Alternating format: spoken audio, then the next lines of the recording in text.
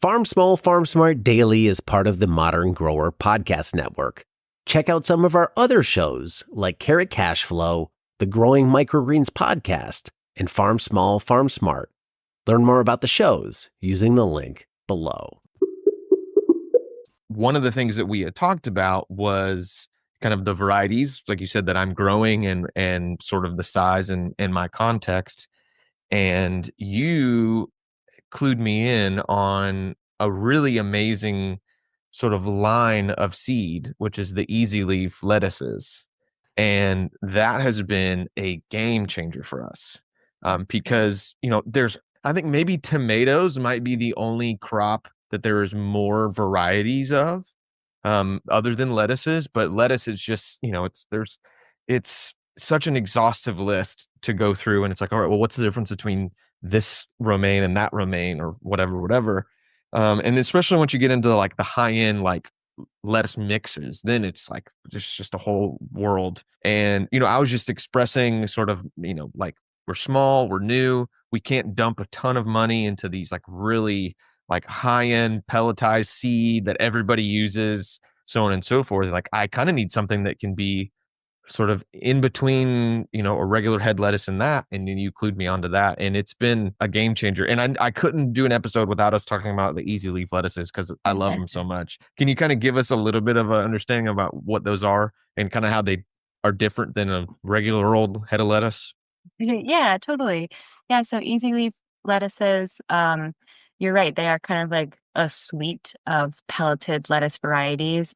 These are bred by a company called Vitalis, which is a Dutch company, and definitely meant to parallel Salanova, which is the Johnny's varieties of pelleted cut and come again lettuces.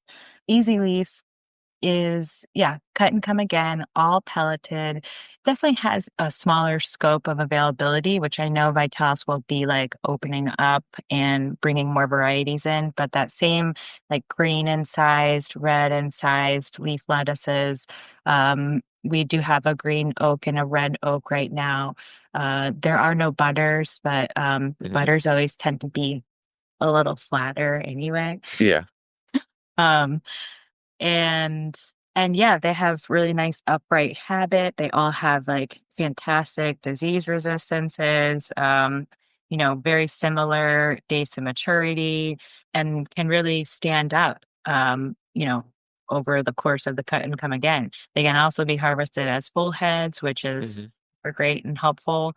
And probably the best selling point for most folks is that they are a third of the cost of Salanova, which can really be limiting if you are trying to understand if your market will accept, a salad mix. I think they're a great option. And if someone is already has experience with Salanova or is Salanova oriented, I usually say like try one or two out and see if you can like fit it into your system in a way that works, just because they're phenomenal. They're great.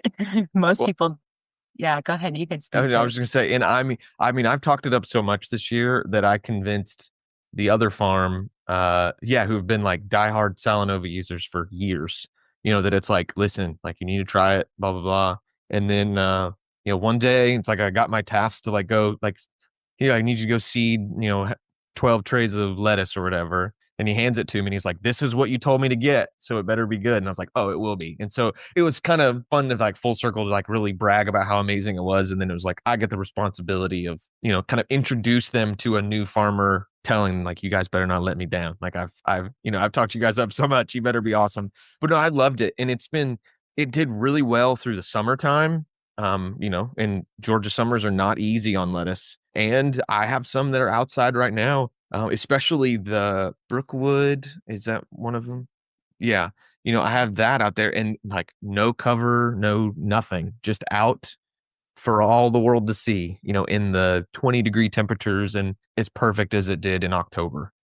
And so it's been a wonderful lettuce, and I could not talk about that on here. But what are some other amazing varieties that might be new in 2025 that you're like sort of excited to see out there, or that might offer something unique and different? Yeah, absolutely. We every year we add somewhere between 40 and 70 new varieties. So we really try to bring in quite a bit. And I think the other thing that is pretty unique about high mowing is that we will always continue to offer in every crop type an open pollinated and a hybrid option, as and most times an heirloom as well. So I think that's pretty unique, and especially again like for the size that we are, to have that variety of varieties Mm, is pretty awesome. This year well, just in the past 3 to 4 years, we've added a ton of flowers, which is yeah.